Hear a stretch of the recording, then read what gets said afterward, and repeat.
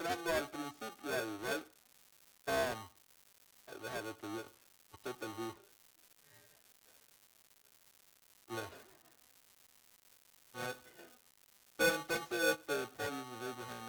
Entonces, Pablo está usando a Abraham como su ejemplo principal. No fue justificado por obras. Su justicia, si su justicia hubiese venido por obra, entonces hubiera lugar para qué? Para gloriarse, para jactancia, ¿verdad? Mira lo que yo he hecho, ¿right?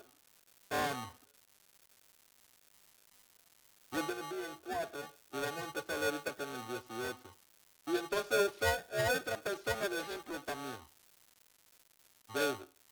¿Y cómo fue David justificado? ¿Por obras?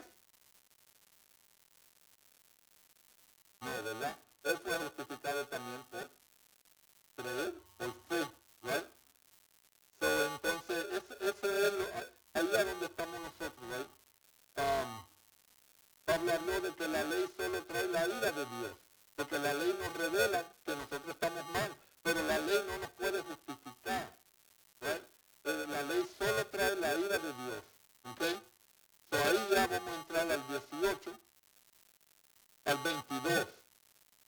Y lo último que dije la semana pasada fue que todo descansa en el carácter de un Dios que da vida donde no la hay. ¿Right? So, Romanos 4, 18 al 22 dice así: Él creyó en esperanza, está hablando de Abraham, recuérdense. Él creyó en esperanza contra esperanza, para llegar a ser padre de mucha gente, conforme a lo que se le había dicho. Así será tu descendencia. Y no se debilitó en la fe al considerar su cuerpo, que estaba ya como muerto, siendo de casi 100 años. O la esterilidad de la matriz de Sara, tampoco dudó por incredulidad de la promesa de Dios, sino que se fortaleció en fe, dando gloria a Dios. ¡Qué tremendo! 21. Plenamente convencido de que era también poderoso para hacer todo lo que había prometido, por lo cual también su fe le fue contada por justicia. Pablo deja de hablar solo en términos doctrinales y nos muestra cómo se ve esa fe en la vida real. ¿Right? Él creyó en esperanza contra esperanza. Esta frase es profunda porque humanamente hablando no había esperanza para Abraham. Él mismo dice, ya su cuerpo estaba como muerto. ¿Right? La biología decía que no. La edad de Abraham decía que no. La experiencia de Abraham decía que no. Pero la promesa de Dios decía que sí. Esperanza contra esperanza significa que Abraham creyó cuando todas las probabilidades visibles estaban en contra. Esto me está ministrando a mí. Abraham creyó cuando todas las probabilidades visibles estaban en contra de él. ¿Verdad? No fue fe basada en circunstancias favorables, ¿verdad? Porque a veces nosotros podemos alterar algunas cosas, hacerlo favorable para nosotros y después decir, oh no, yo creo en Dios, pero ya tú manipulaste todo para que todo saliera así. No hay manipulación aquí. Abraham no puede coger el reloj del tiempo y darle para atrás. No puede hacer que la costumbre de la mujer le vuelva a Sara. No puede hacer que un vientre que fue estéril toda su vida cambie a ser fructífero. No puede hacer eso Abraham. Pablo dice, conforme a lo que se le había dicho, así será su descendencia. Él creyó en eso, conforme a lo que se le había dicho, él creyó en eso. Y eso es importante. Abraham no inventó su esperanza. No es como que si una esperanza que él mismo sacó del aire, yo voy a esperar en esto. A él se le había dicho, Dios había hablado con él. La esperanza estaba anclada en algo que Dios había dicho. La fe bíblica, hermano, no es deseo positivo. Piensa positivamente y si tú sigues pensando positivamente, todo lo que tú pienses positivo te va a llegar a ti. No. Ay, ¿cómo se llama eso? Eso tiene un nombre. Ese pensar así lo usa mucho la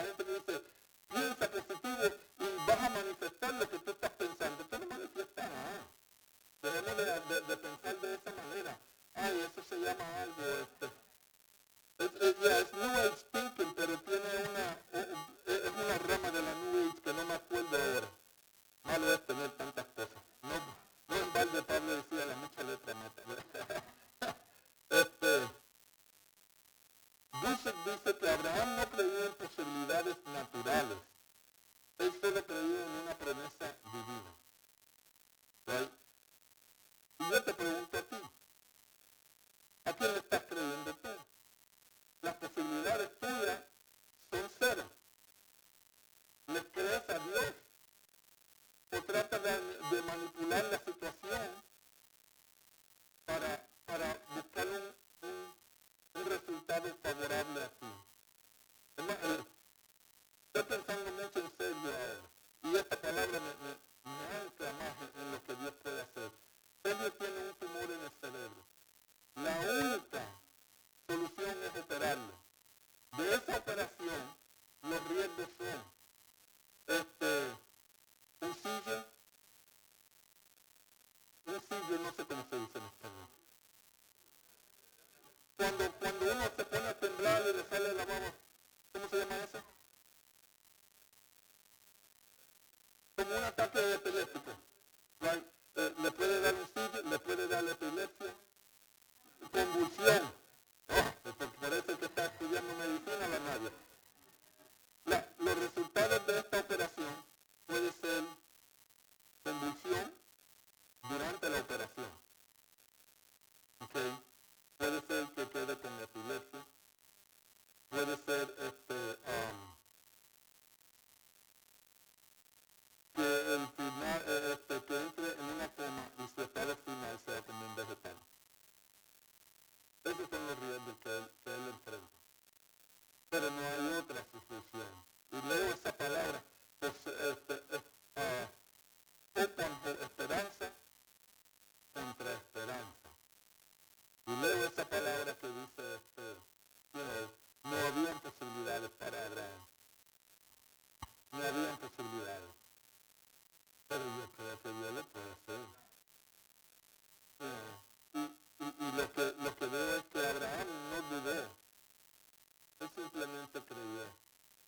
Y yo sé que todos nosotros quizás decimos, yo creo. Pero ahora mismo leyendo eso, hasta yo mismo me cuestiono yo, hermano, y no está escrito, esto no está escrito, estoy hablando de mi corazón en este momento.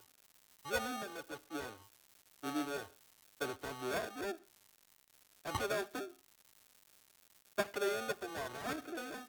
¿O estás creyendo tratando de que los médicos manipulen una situación para que salga algo favorable?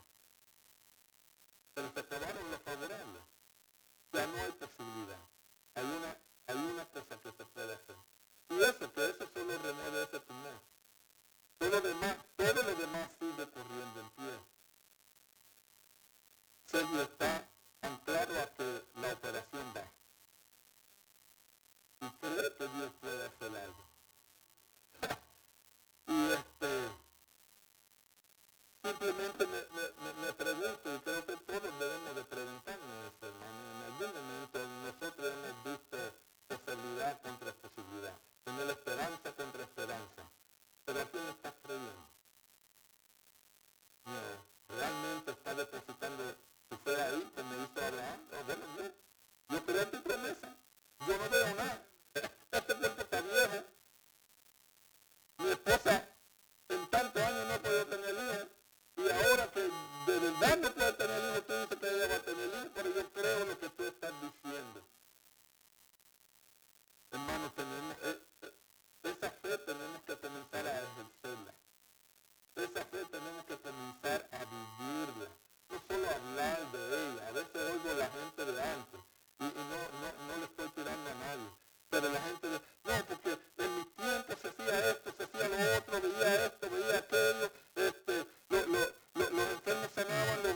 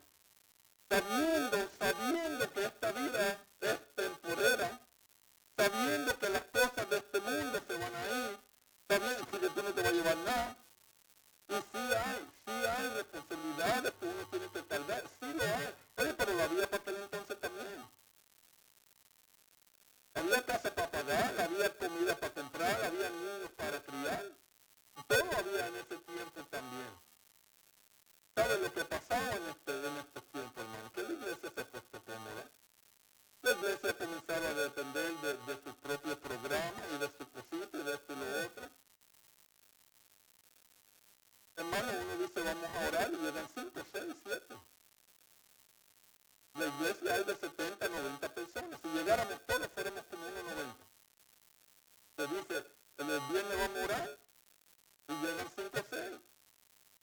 El domingo hay oración a las 9, llegan 2 o 3. Pero queremos ver la mano de Dios moverse. Queremos ver la gloria de Dios en este lugar. Oye, hermano, hay un precio para pagar.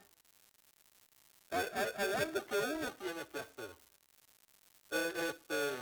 David de Jesús dijo cuando entró en la luz del mundo por primera vez, dijo él, y lo digo con nombre para no echarme yo ningún crédito. Dijo, si queremos ver cosas diferentes, tenemos que hacer cosas diferentes. La definición de locura es seguir haciendo la misma cosa esperando otros resultados. No sé usted, hermano. No sé usted, hermano. Pero yo quiero ver lo que yo veía en los 80 de un niño. No digo los 70, era demasiado chiquito tanto. Pero en los principios de los 80, me acuerdo yo en Chicago, un hombre entrar súper endemoniado en una campaña. El primer día gritaba y salía arrastrado por la puerta para afuera. Segundo día igual, tercer día el pastor dijo, no, él no te va, cierra la puerta. Ya había preparado por lo menos 5 hombres y comenzaron a orar por ese muchacho. Los gritos, nunca había oído un grito tan feo de esa manera, pero ese muchacho quedó libertado ese día. Quedó libre. Tenemos el beneficio de la fe de Abraham, pero no queremos tenerlo en acción. No estoy regañando, hermano, no estoy hablando yo. Le dije que me estaba empujando a mí, me estaba dando a mí por encima de la cabeza primero. ¿Ya? Tenemos, hermanos, en la iglesia de Jesucristo realmente buscarle a Él, regresar a esa senda antigua, no a la religiosidad de la senda antigua, pero la búsqueda de Dios sí. La búsqueda de Dios sí. No todo lo que conllevó todo eso, que hasta le medían la espalda a las mujeres cuando le estaban a la puerta, eso no tenía nada que ver, era la búsqueda de Dios. Era la búsqueda de Dios, eso es lo que tiene que ver. Y a eso tenemos que regresar, hermano. A eso tenemos que regresar.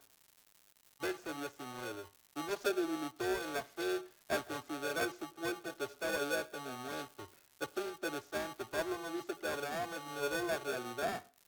Dice que lo consideró. Mi cuerpo está muerto. No lo ignoró. Abraham sabía cuántos años tenía. Sabía que su cuerpo estaba desgastado. Sabía que Sara era estéril. La fe no niega la realidad, hermano. La fe la mira de frente. La fe mira de frente la realidad, pero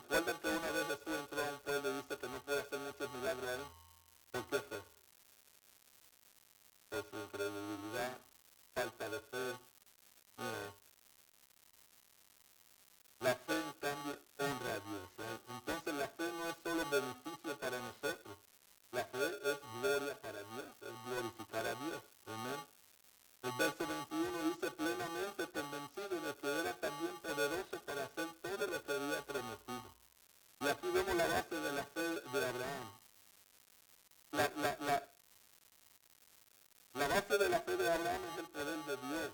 No se basa en nada de él, no está vinculado en él, está basado en Dios solamente. ¿Verdad? No era confianza en sí mismo, no era confianza en su cuerpo, no era confianza en las probabilidades, era convicción en el poder de Dios para cumplir su palabra. Y eso nos lleva al verso 17 que ya vimos, el Dios que da vida a los muertos y llama las cosas que no son como si fuesen. La fe de Abraham estaba anclada en quién es Dios. Hoy muchas crisis de fe no son crisis de información, sino crisis de visión de Dios. Sabemos todo, pero no vemos el poder de Dios. Cuando nuestra idea de Dios se reduce, nuestra fe se debilita. Cuando vemos su poder y fidelidad, la fe se fortalece. Y hay mucha gente, y yo sé que mucha gente habla en diminutivo, y dicen, ay, mi Diosito lindo, mi Diosito, no, yo tengo un Dios grande y poderoso, yo no tengo un Diosito. Yo tengo un Dios grande, lleno de poder, en diminutivo, esa es la palabra. Verso 22 dice, por lo cual también su fe le fue contada por justicia.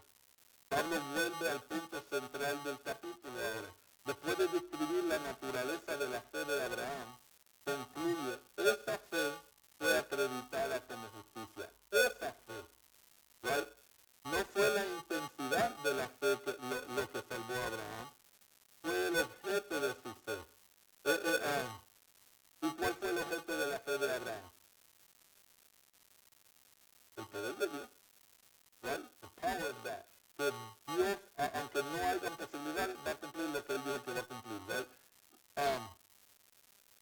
No somos justificados por tener una fe perfecta, hermano. Somos justificados por confiar en un Dios perfecto. Eso es lo importante, hermano. La fe es el instrumento. La justicia viene de Dios. ¿Okay? La fe que justifica no es fe superficial, no es emoción momentánea, es una convicción profunda en el carácter de Dios. Incluso cuando las circunstancias parecen contradecir la promesa, uno sigue confiando en Dios. ¿Right? Es como cuando los tres muchachos de Hebreo iban a entrar al horno, o le dijeron, y ustedes no se postran, y dicen, mira, yo sé que mi Dios es más que poderoso para salvarnos. Pero aunque Él no quiera salvarme, yo no me voy a postrar. Le tiraron a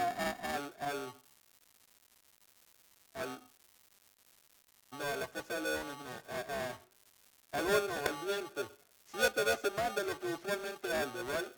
Y le tiraron a tres más que dice que los tiraron se quemaron. Mas ellos salieron de ahí sin olor aún. Porque Dios les protegió. Ellos creyeron en Dios.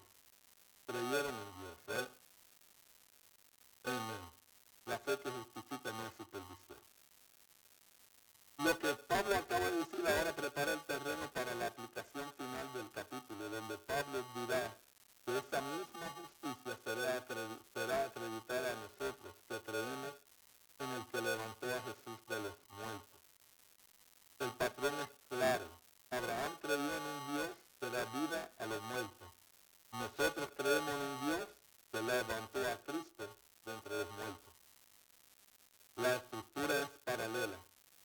Aquí Pablo no solo está enseñando doctrina, está mostrando cómo la doctrina produce estabilidad en la vida de nosotros. Una fe así no depende del clima emocional, ni de resultados inmediatos, sino que sigue creyendo y sigue perseverando y sigue empujando hacia adelante. Amén. Amén.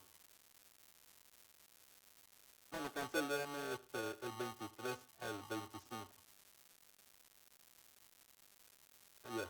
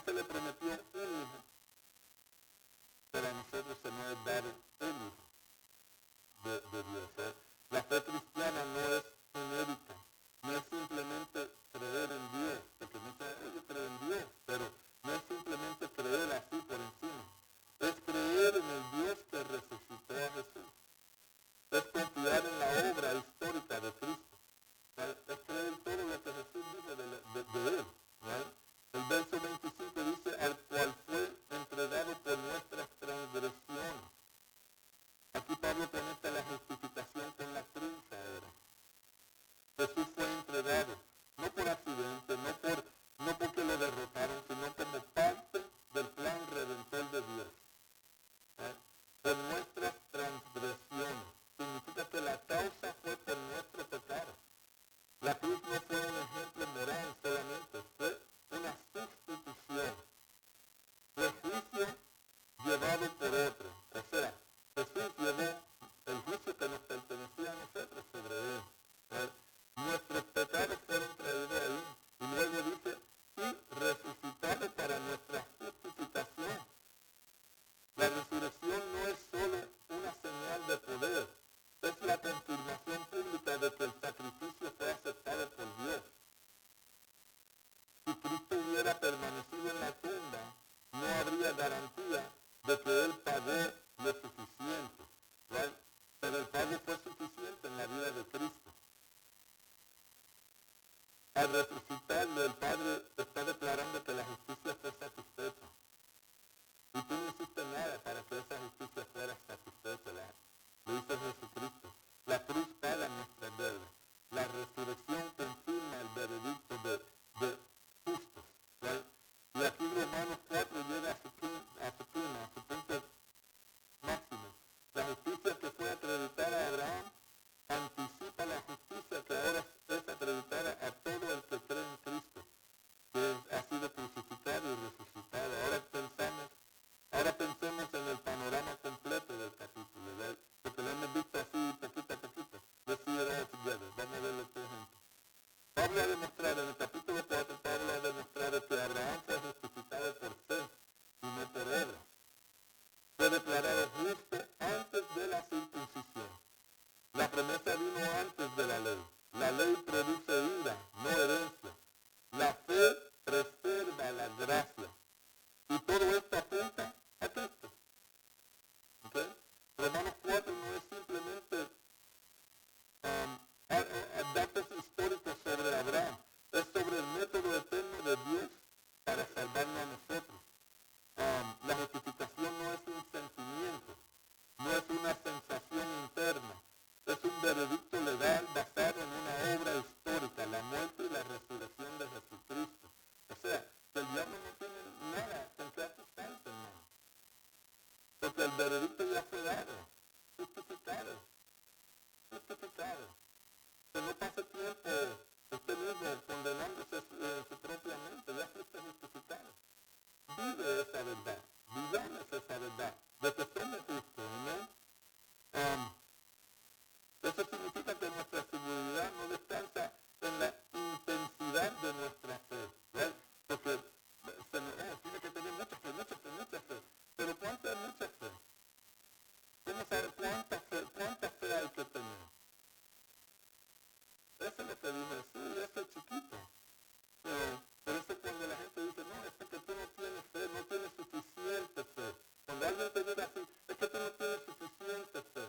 Tú pregúntale, ¿y cuánto es suficiente fe? Para ti, ¿cuánto es suficiente fe? Porque la Biblia dice fe como un granito de mostaza.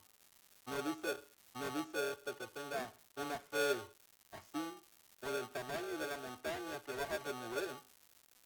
¿Right? Simplemente dice como un grano de mostaza. Sí.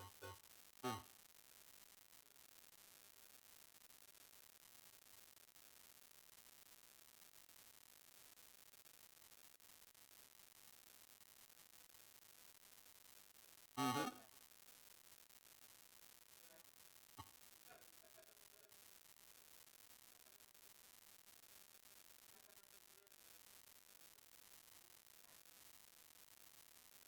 ¿Ya? No estás obrando, no estás haciendo obras suficientes.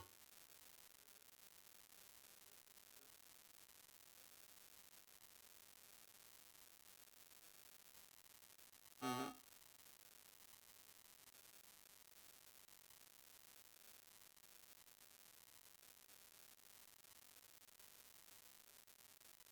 Uh-huh.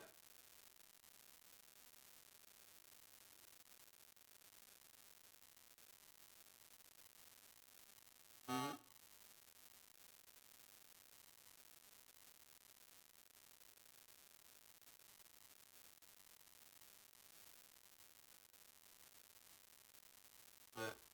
El leproso se postró frente de Jesús y le dijo, si tú quieres, puedes sanarme.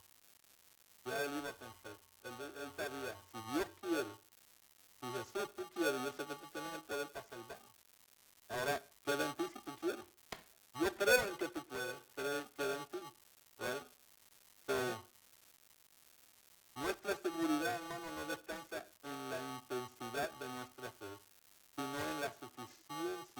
obra de Cristo en la cruz del Calvario. En eso descansa nuestra fe. Amén. Si Cristo fue entregado por nuestras transgresiones, entonces nuestro pecado ya fue tratado, hermano, en la cruz del Calvario. Si Cristo fue resucitado para nuestra justificación, entonces el veredicto ya está confirmado por Dios. ¿Ves? Romanos 4 termina mirando hacia adelante. Romanos 5 comenzará diciendo: justificado pues por la fe tenemos paz para con Dios. ¿Ves? Es como si Pablo dijera: ahora que entiendes cómo funciona la justificación, vamos a hablar de los resultados de la justificación. ¿Ves? Y Romanos 4 no es una teoría abstracta, es el fundamento que sostiene la paz del capítulo 5. Pues en el 4 uno no entiende qué es el 5, pero con el 4 tú dices: ya sé que me trabaja justificación, yo soy justificado por la fe en Cristo Jesús. La libertad Romanos 4 es el fundamento que sostiene la paz del capítulo 5, la libertad del capítulo 6, la lucha del capítulo 7 y la victoria del capítulo 8. El 4 es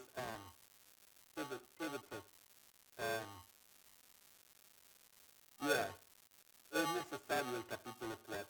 Si Pablo no escribe el capítulo 4, nos quedamos en el aire. El 4 explica lo que viene ahora. ¿Amén? ¿Alguna pregunta, algún comentario, algo sobre el capítulo 4? Yo sé que hemos hablado mucho de eso. ¿Todo bien? A ver, vamos a entrar al 5, mira.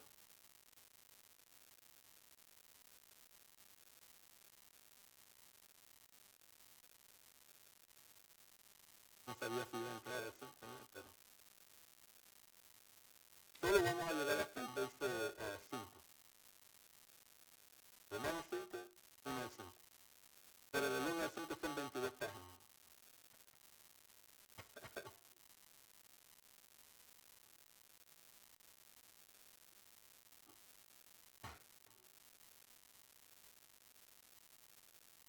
No, pero necesitaría enviarlo a toda Virginia.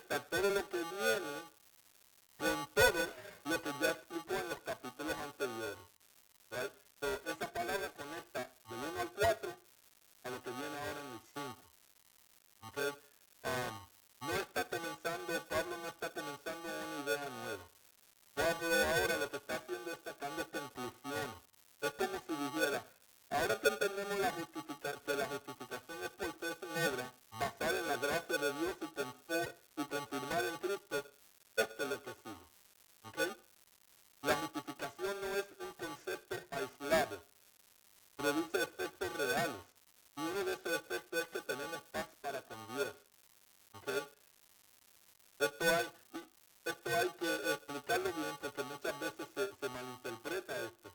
Pablo no está hablando de una sensación interna de tranquilidad. Oh, qué paz yo siento. Qué chévere me siento. No, Pablo no está hablando de eso. ¿Okay? No está hablando de esa paz. Cuando pensamos en paz, eso es lo que usualmente pensamos. ¿Right? Yo estoy tranquilo, yo estoy relajado, estoy también, ay, qué paz yo siento. Y una musiquita de fondo, que si fuera una alta tocando, ¿right? Yeah. No es eso lo que está hablando Pablo aquí.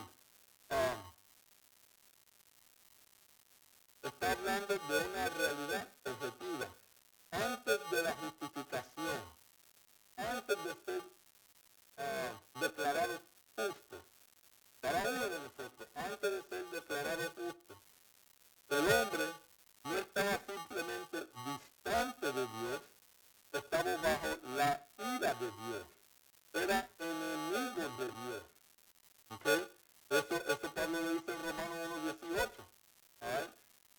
Tenemos que entender eso. Antes de ser declarados justos, lo más bueno que tú hubiese sido, antes de haber recibido a Cristo como tu Salvador, tú eras un enemigo de Dios. Estabas en guerra con Dios.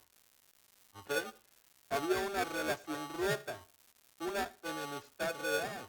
No porque Dios sea caprichoso, sino porque su santidad no puede ignorar el pecado.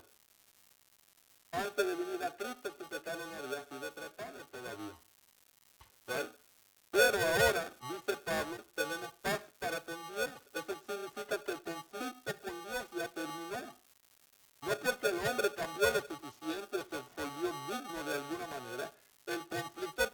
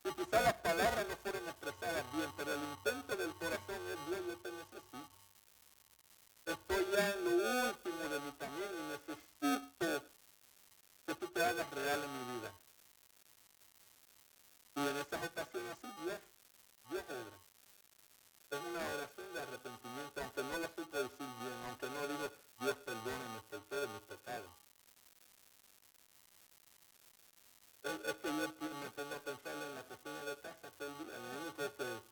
Lo único que yo vi fue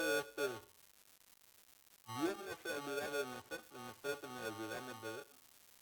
Y después dije, Dios, aquí está. Ese fue mi arrepentimiento, y muchas lágrimas, pero esa fue la manera. Y de ahí comenzamos en los caminos del Señor. Dios conocía el corazón de mí, el corazón mío, conocía lo que le estábamos pidiendo. No sabíamos cómo pedírselo, pero Él sabía lo que nosotros teníamos por dentro. Right? So,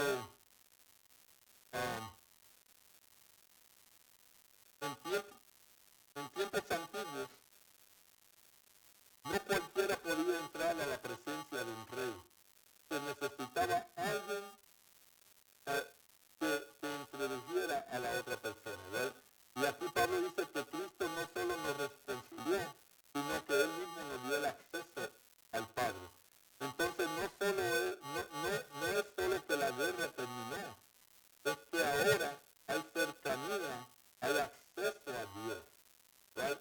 Pues ya estamos en paz, la guerra terminó, pero ahora yo puedo ir a donde el Padre, confiadamente ante su trono, cuando Dios quiera. Amén. Y ese acceso es ¿por qué? Por la fe, no por mérito, no por lo que tú hiciste, hermano, no porque tú oraste y tuve mucha fe y por eso Dios me dio acceso, no, es por lo que hizo Cristo en la cruz del Calvario. Tú tienes acceso porque ora mucho, sí, amén, ora mucho, pero esa mucha oración no te da acceso al Padre. Cristo te dio acceso al Padre. ¿Ok? No es que el creyente entre y sale del favor de Dios dependiendo de su rendimiento. Es una posición estable. ¿Right? Y Pablo le dice claramente, en esta gracia en la cual estamos firmes. Aquí hay una verdad que cambia la manera en que muchos creyentes viven su vida cristiana. No estamos tratando de mantenernos en la gracia. ¿Okay? Estamos firmes en la gracia. No estamos tratando de mantenernos ahí. Ya Dios nos colocó ahí. Ya estamos ahí, estamos firmes en esa gracia. ¿Right? Eso significa que nuestra posición delante de Dios no fluctúa con nuestros altibajos emocionales y espirituales. Qué bueno es eso, ¿verdad? Porque nosotros tenemos muchos altibajos y nuestras emociones al minuto pueden cambiar. ¿Right? Nuestra posición descansa en la obra terminada de Jesucristo. Muchos viven como que si estuvieran entrando y saliendo del favor de Dios constantemente. Un día se siente que están cerca, otro día sienten que lo perdieron todo, pero lo interesante es que Pablo dice, estamos firmes. Eso nos debe de dar seguridad en el Señor, hermano. Porque no depende de ti.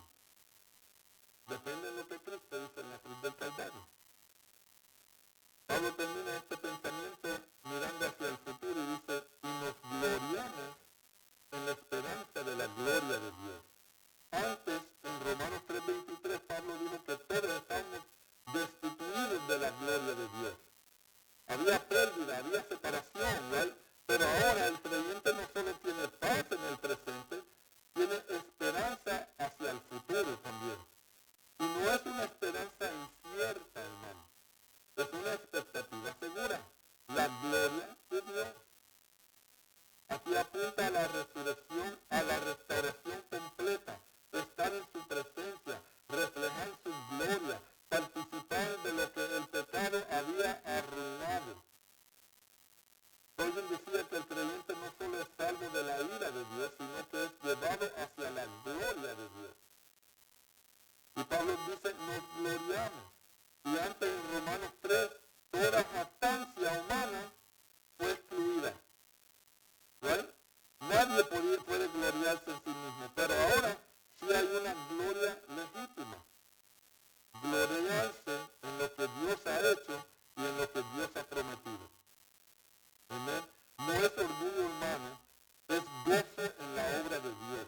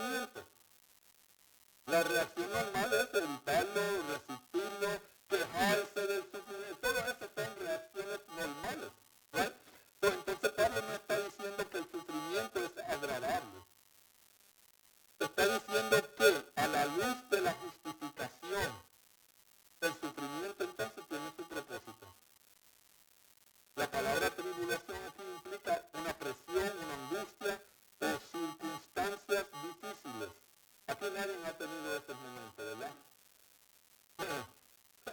Todos hemos pasado por eso, ¿right? Todos.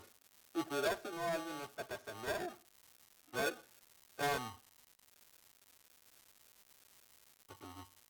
Esto habla de la vida real, problemas, pérdidas, tensiones, pruebas. Y Pablo dice que el creyente puede gloriarse en eso. ¿Por qué? No porque el dolor sea bueno, sino porque Dios está obrando en medio de todo lo que está pasando. ¿Right? Sabiendo que la tribulación produce ¿qué? Paciencia. Dios está trabajando. Nosotros a veces no lo vemos así pasando la tribulación. Y a veces lo venimos a ver ya después que pasamos todo. En el momento es difícil ver lo que Dios está obrando, ¿right?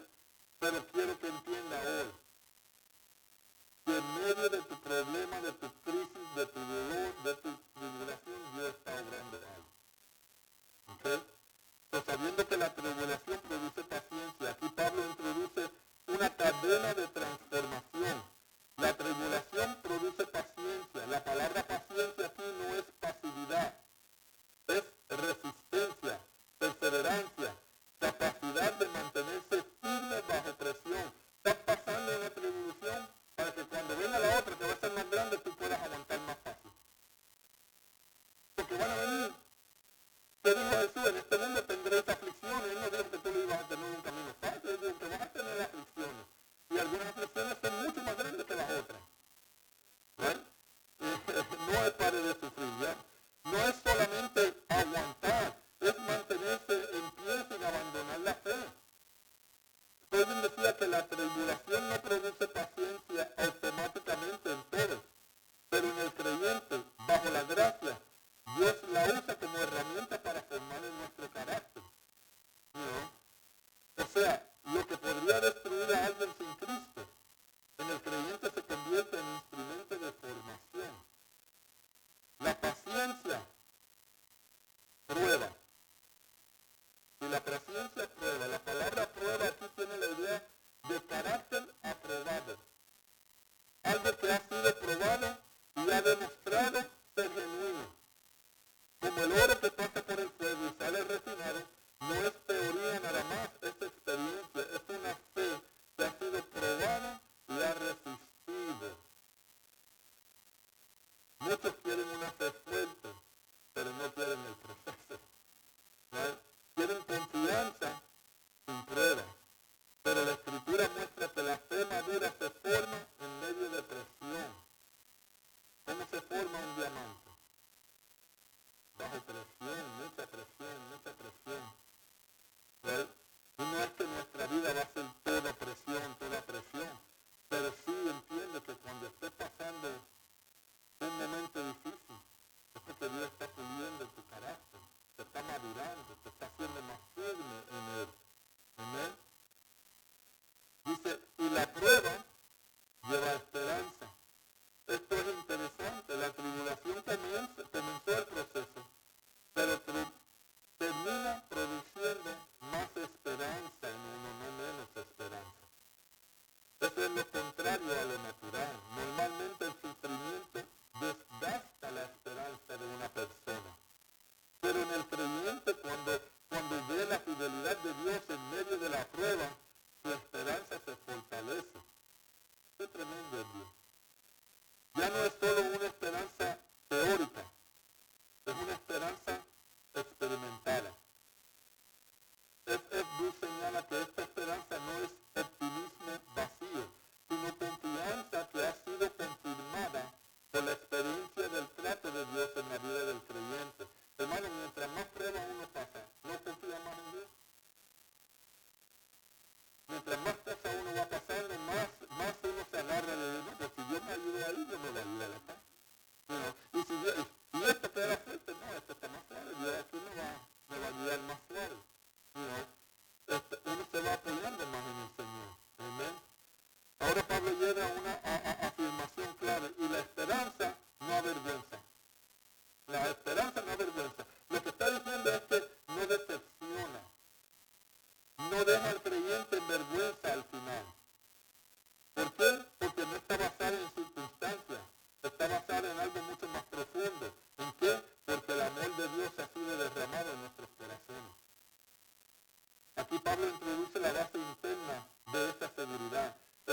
de Dios no solo fue demostrado objetivamente en la cruz, también ha sido derramado en el corazón del creyente. Yo le pregunto, hermano, ¿usted siente el amor de Dios? ¿Usted sabe que Dios le ama? Amén. Sí, Señor. La idea de derramado es abundante, no limitada. O sea, que Dios no te dio un chispito de su amor. Dios hizo así. Y sigue derramando de su amor sobre nosotros todos los días. Sobreabunde, sí, el amor de Dios. Amén. No es una pequeña medida, es una experiencia real de amor de Dios. Y esto ocurre por el Espíritu Santo que nos fue dado. Aquí vemos la obra del Espíritu en la vida del creyente. No solo nos convence de pecado al inicio, también nos asegura del amor de Dios. Dios se comenta que esta es una experiencia interna que confirma la verdad externa del Evangelio. No sustituye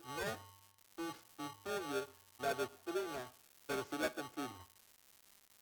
Ahora conectemos todo de nuevo. Pablo está diciendo que la justificación no solo cambia nuestra posición delante de Dios, cambia la manera en que vivimos las pruebas que vienen en este mundo.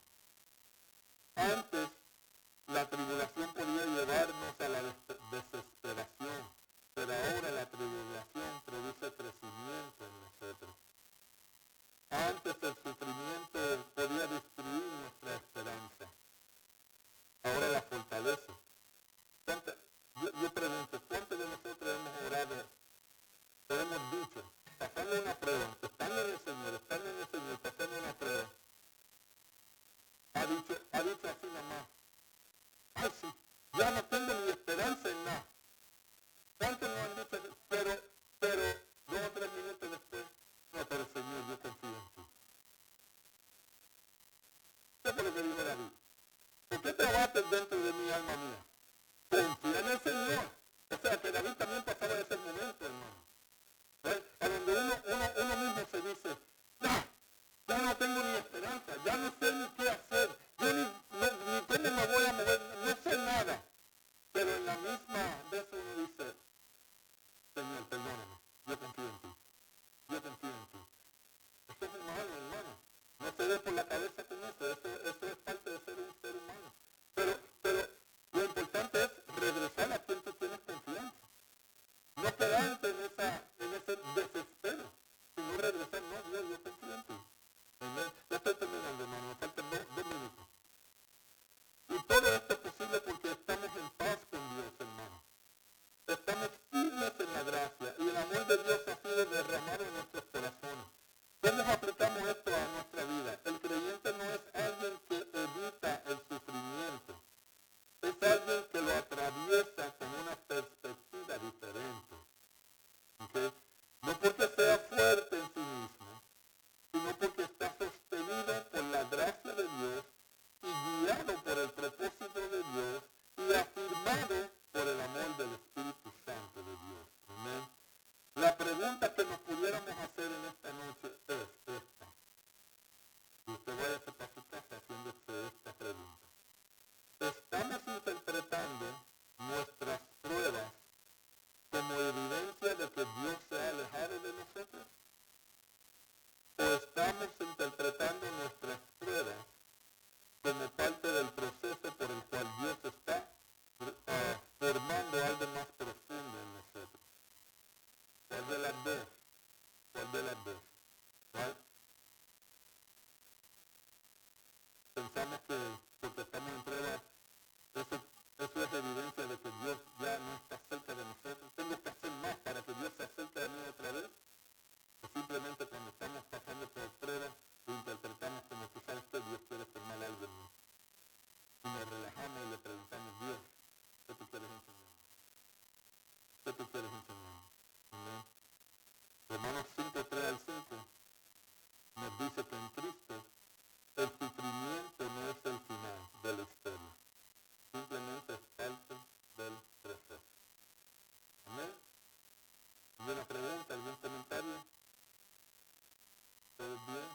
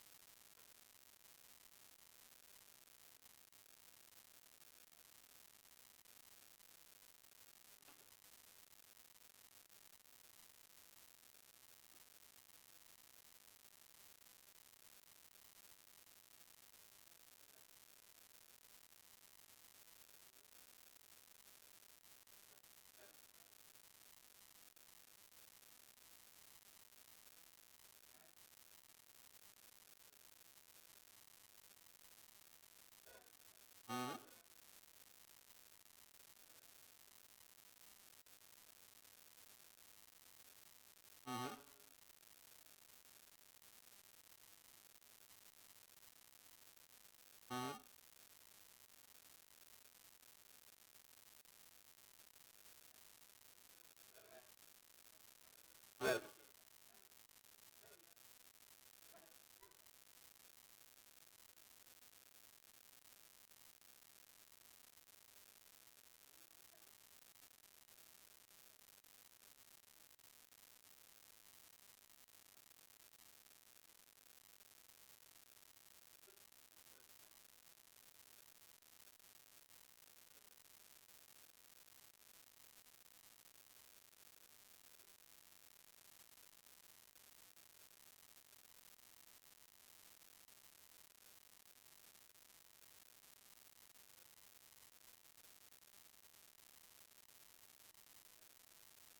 Ujú.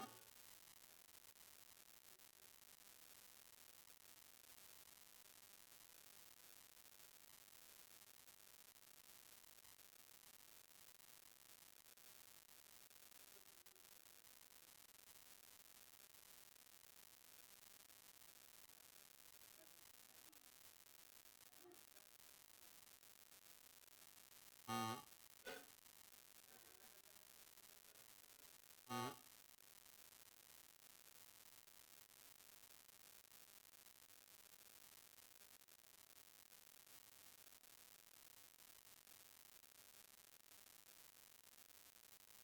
Ya. Pero es la palabra, hermano. Yo no estoy trayendo conceptos nuevos ni nada. Es la palabra. Es simplemente la palabra de Dios. Amén. Mañana estamos aquí en oración a las 7 de la mañana. Estamos en oración de noche también. A las 7:30 estamos aquí también en oración, hermano. No tengo el sábado, las mujeres, el sábado, las mujeres. Las mujeres están dormidas. Le hablé mucho. El sábado tienen una actividad. Se van a besar. Yo le estoy diciendo, hermano, se van a besar. Yeah. No, yo ya vi lo que van a hacer. Yo ya vi lo que van a hacer. Se van a besar. Van a pasar un día bueno. Van a pasar un día bueno. Amén.